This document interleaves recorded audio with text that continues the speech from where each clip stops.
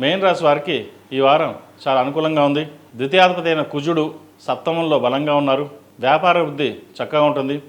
లాభాలు బాగుంటాయి. ఖర్చులు కూడా తగ్గుతాయి. రావాల్సిన బెనిఫిట్స్ ఏవైతే ఉన్నాయో వీరికి లభిస్తుంది.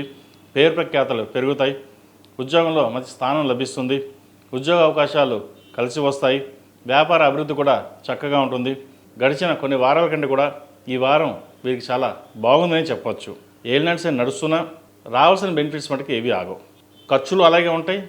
ఆదాయం కూడా అలాగే ఉంటుంది. నూతన గృహోపకరమైన విషయ వ్యవహారాలు కావచ్చు, ఆభరణాలు కావచ్చు, ఇంటికి సంబంధించిన విషయ వ్యవహారాలు ఏదైతే ఉన్నాయో అవి సానుకూలపడతాయి.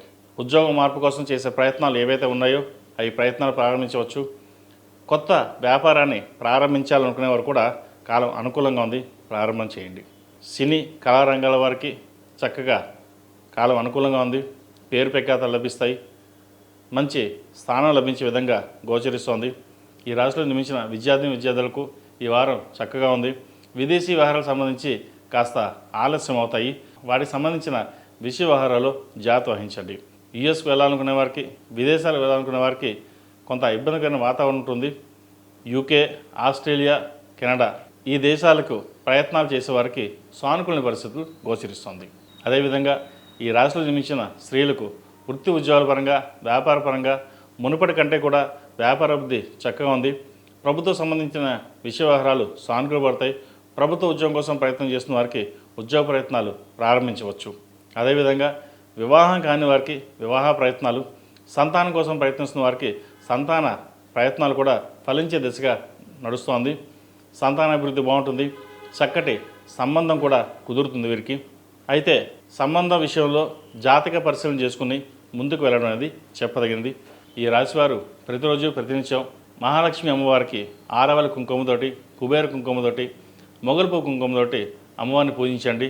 కుదిరితే 5 రోజులు కావచ్చు, లేదా 11 రోజులు కావచ్చు, 11 మంది ముత్తైదులకి తాంబూలంగా ఇవ్వండి.